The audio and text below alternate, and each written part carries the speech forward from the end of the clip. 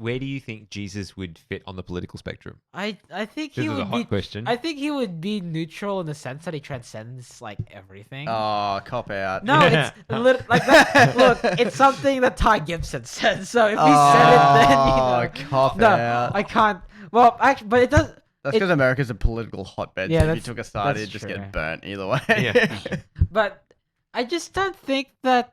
I think if Jesus had any comment to say about like the political landscape of today, which I don't know much about the political landscape of today, but it just doesn't make sense that he would say much about it other than like, well, just follow me, guys. I was thinking about this before because ultimately I think what Jesus preaches and obviously his government is so radically different, and this is the whole point of Daniel chapter 2, right? The fact that the stone at the end of the vision, the stone cut without hand, is a completely different thing. It doesn't fit. Breaks UFO. the mold. Exactly, it breaks the mold. Like It's a it UFO. It's a UFO. But it doesn't fit anything that we've seen previously, right? And there's nothing there's no box that it fits in, and I think that's the point, because the principles, there's this radical collectivism inherent in the gospel, that there is this like sharing of all things and God is our provider and like these collectivist philosophies. But there's also radical individualism because it's your choice. Only you are capable of choosing to follow Christ or not follow Christ. And right throughout Scripture, the whole model that comes out, like the decision that Jesus made to die on the cross, these are all individual decisions. They're not collective-based philosophy. And so it's like he's got as far as the gospel is concerned, there's like all these themes from the left side of the political spectrum, but also the right side of the political spectrum. And these days, if you were asked, what side of politics would be more interested in, social justice and whatever, you would say, well, that's like the left side. But the gospel is like, also very focused on that, but it's still mixing it with all these other things. And so what it is, the way I look at it anyway, is that it is a blend of both. It's a perfect balance. The perfect balance. Yeah. And I think that the idea of balanced or being in the middle is a little bit misleading as well. And I mean in our earthly sense, obviously in Jesus' sense that it doesn't work that way. But I think it is misleading because throughout time, sometimes the left is really, really left, and sometimes the right is really, really right, or sometimes the right is really, really right, and the left is not so left, or whatever it might be. And so if you're just trying to hit the middle, you're not really in the middle. You're just in the middle of what the public consciousness is at that given moment, right? I think it also it's really hard for our brains to wrap our heads around a middle between collectivism and individualism because we see them as like two Diametrically opposed, opposed. And I feel like the gospel has some special way of just tying that really well together without ever explaining it or without ever deconstructing it. It's just almost like this is it, So, come back to that. What do you guys do with? Because I got a few thoughts, like just really just a few. that, just a few. Yeah. But what do you do with I guess the Western imagination of heaven is or when we return to the earth, we all like Canaan pretty much, we all have our plots of land, we all have our homes, we all have and I guess we can't imagine what that will fully look like, especially with things like marriage and things like that. But what do you do with that sort of view opposed to the you guys are saying the very communal view of everyone sharing everything, I guess. And I've actually heard a few older people talking about this recently, which is really hilarious. They're like, I think it's a communist saying, you'll own nothing and you will be happy, as in the government or whoever. That's the socialist or communist sort of. Yeah. So and I've heard that a few times, just in the current political climate, which I think is rather amusing. But I kind of see that being a correct interpretation of what the opposite would be to that. I guess what is your guys' imagination of that? Because I feel like it would have to be beaten out of me to not have my space, if that makes sense.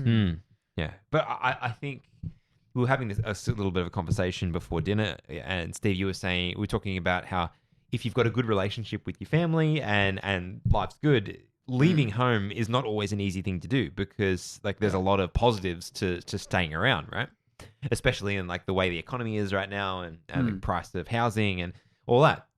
I think there is a degree to which that if we see God as the ultimate father who we have a positive relationship, let's say a positive, mature, dependent relationship with, then it would be like if you could imagine your parents owning all of Bundaberg and them like giving you a house on the other side of town for you to go and live in. It would still be yours. It would be your thing, but it was ultimately provided by them. Yeah. And so I think that's kind of the way it would work with God. Like he gives us everything and he gives us complete autonomy because that's what freedom is all about. But there's no way that we can escape it being all his.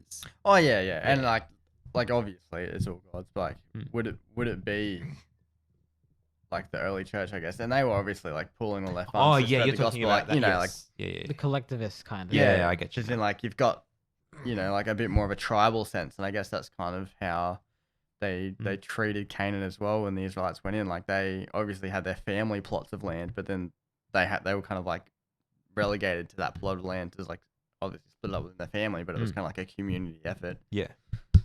I wonder if like property or like even like the very word like collecting things, like having something to own is just might not even be like a real priority. Just are we even thinking about yeah, that at that like point, just right? like in your imagination, like if you want to think about it like that, because you place a lot of importance on like where we're living, like what we're having, like what we're getting, like this is our thing. And when it comes to homes, and when we have this image of God like giving us a home, this like it's either like this is gonna be our home or it's like this is gonna be everyone's home, you know? Yeah. Oh, But, and like, obviously it'd be a shared space, I guess. Like, yeah. Sorry. But maybe like we probably maybe it just wouldn't be like such a big deal to us because we wouldn't be thinking in terms of like how does this like relate to like me as an individual and like having to share everything. Can you imagine? I think this is one of the things that's very hard to imagine. Yeah. How do you imagine a society that is where every single person is totally given over to the idea of living from the giving perspective, having an abundance and wanting to give it?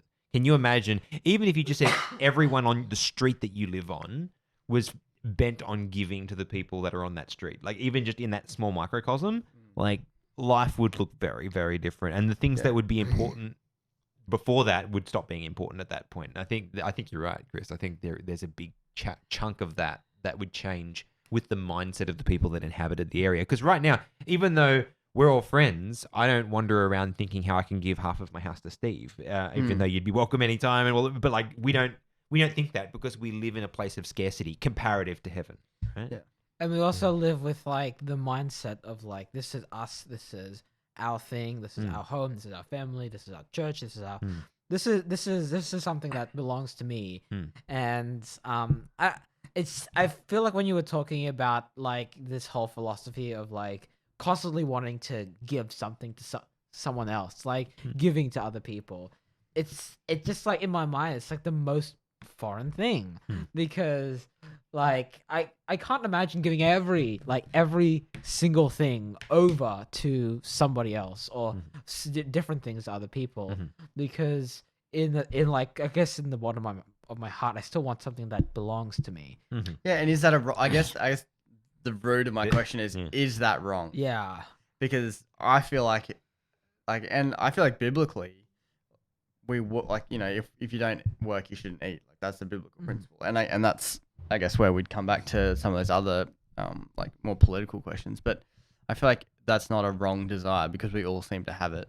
Like you see it in the kids, like, you know, they have the ball and like they want it even because you it know, was like, theirs. Yeah. It was given to them. Yeah. So by giving something to somebody else, it makes it theirs. I guess it's just the most visual or obvious way for the perversion of selfishness to be like seen, because that's where like, you know, no, that's mine because you know, like that it's mine, yours. It's a very clear cut line. Yeah.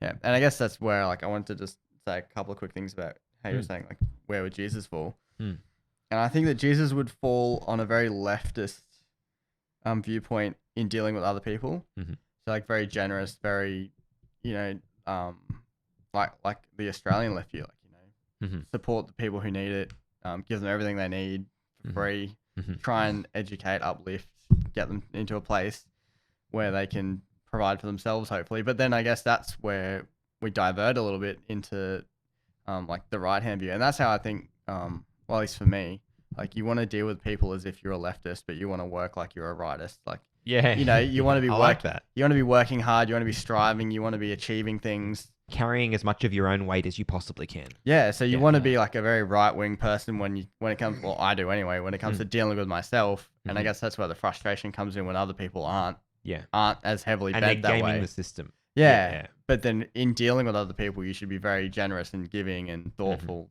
Yeah. Yeah. So, I don't know, I guess I'm that's trying to my- sort of instill this, especially in Seth at the moment, because it's like, oh, I don't want to do that. It's too hard or whatever. Right? And I'm sort of like starting to, the way I think all of us can probably think about our parents, and there's certain phrases that they've said to you enough times. So when you even hear someone say something that's even remotely like it, you can hear your parents' voice in your head. Like those sort of, I'm in the process of drilling one of those into Seth. And that is, all of the good things that you want are on the other side of hard work. Like all of one of the jobs, and I'm giving him this concept of my objective is to teach you to grow up to be a godly man, and a part of being a godly man is accepting responsibility and bearing as much of that responsibility as you possibly can to make everyone else's life as good as it can possibly be, to serve and to love and like sort of like trying to instill. It's almost those like a ideas. giving of yourself for the betterment of everybody Yeah, because else. that is what the Christian life looks like, or it should look like, right? And I think that's the picture of. I say that because I think that's exactly what you're saying. That generosity to others and from your own perspective, individual effort and doing the best to contribute to that society. And I think that would be ideal. We just live in a fallen world where there's a bunch of people that don't subscribe to that. Yeah, and I think that's where I hate to be communist and come back to the books again, but I think that's where communism fails, because it's not at the root of it. It does have its problems, but it could work if everyone was not focused on themselves. But the reason why communism continuously fails is because the leadership is selfish. Yeah, and every crop of leadership will always be selfish, right? Because they're human. Yeah, that's it. Yeah. I got to say, I know this sounds funny, but I have known people who have gone and bought into like this alternate living, like hippie style communes, where they've got like, hey, we've got like 500 acres. You buy in and you grow all the potatoes, and we'll grow all the greens, and they just all share stuff with each other and make that work. And at least the people I've spoken to, they all love it and it all works, but it only works temporarily, and then something will break, and then somebody's taking more than they should, and then it breaks down, and then it starts over again. Yeah, people start to inject their own individualism, in their own like selfishness into it. Yeah, into the center. Yeah. I think maybe that's probably why human systems don't work. Is that even if we do create something that on the outside seems like ideal, like we always have. Yeah, at a principle level, it's ideal, right? Yeah. At the principle level, it's ideal, but like we always have sin creeping like into it. Yeah. And which corrupts it and ruins it. But once that's removed, like that society would have no issues, I guess. I guess not. And I guess that is the definition of the difference, right? Back to Daniel chapter 2. Yeah. That's why that kingdom is a perfect kingdom, because the people that inhabit that kingdom are no longer the sin-sick ones that inhabit this kingdom. We don't have that desire anymore, and it's just really interesting when if you lean too much into one or another, like you can just find selfishness in both, like the selfishness of lazy people who want to be uplifted or who want to be supported, and the selfishness of individual people who want to get everything that they've given back to them. Yeah. And so Just like lend with interest. Yeah. No, I really I've sort of been binging a little bit lately on Johnny Harris documentaries, and they're great. They are really good. Did you see the one that he did about the banana company? I can't remember the name of the company. It's like anyway, he goes into the story about, and this is like the reason I'm saying this is because this is like the one of the perfect examples of going too far down the right hand side of the path that they started. It's the story of how bananas as we know them came into existence, and that there were these other bananas that used to be everywhere, but they were harder to grow. They weren't as resistant to disease. And so they found these Cavendish bananas, which now we know as the banana. And they grew them and focused on breeding them to the place where they could utilize them, because the old ones, there was a specific disease, and because they were cropping them so in such large quantities, this disease was just going rife, exactly, and they were losing money hand over fist. And these companies that were growing them, particularly in South America, and that they were going in and they were pouring so much money into these South American nations that the companies were virtually functioning as countries within the other countries, and it was just crazy. And like virtually they developed their own money, and so like the people that would work the plantations wouldn't be issued actual money. They'd be given like funny money that was made by the companies Bitcoin. that could only be exchanged like at their stores. And so like the companies were like double dipping and paying almost nothing, but they could only buy stuff like from there. So bad. Oh, and like, but that is like where it goes when you go like into that capitalism where, you know, the corporate greed just escalates and gets right out of control. And that's right. You end up falling off that. You go the other way and you end up with the Gulag Archipelago, and you've got Stalin and all of these like, atrocities that happen when you're in that radical left area where all these people just start disappearing.